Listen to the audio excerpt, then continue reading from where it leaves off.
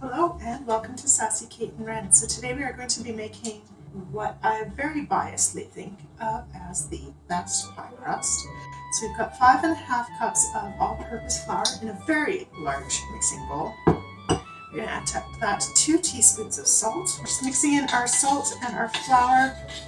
We have 1 cup of cold lard, so that's straight out of the fridge there. We're going to cut that in with our pastry blender, and we've got 1 cup of cold butter that we're going to cut in as well. To give my pastry blender a little bit of a rest, I'm just going to chop it up really finely first.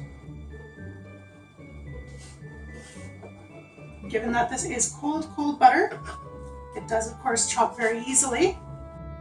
So we're using our pastry blender to cut the butter and lard into the flour. We're going to work on that until we end up with a texture similar to rolled oats. And again, you want everything to be very, very cold. The whole idea is that it's not going to melt and incorporate with the flour prior to hitting the oven, so that it creates that wonderful flaky texture. So this is pretty well ready to go.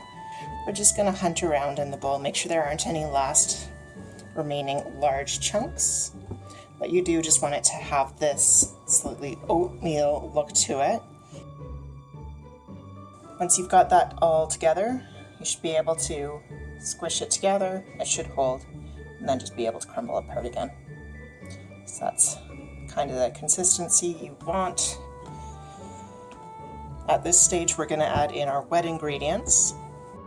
So we've got our egg, water, and vinegar mix.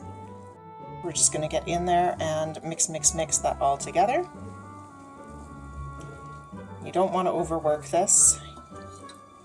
With a gluten-y flour pie dough, you don't want the gluten to be developing at all. You want this to be really loose, really flaky once you bake it. I'm not kneading, I'm just scooping it all together until it incorporates in clumps.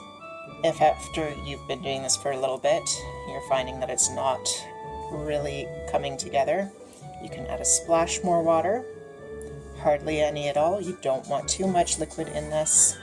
I'm just tumbling it together kind of gently here. I'm not squishing it, I'm not kneading it with my hands here, because I don't want to really work that gluten up. Alright, as you mix, so you're going to divide this up into 6 chunks. You can just now squish it together, form it into a disc. So that is our pie dough. So that is a very simple, classic pie dough. It's going to be absolutely flaky and delicious.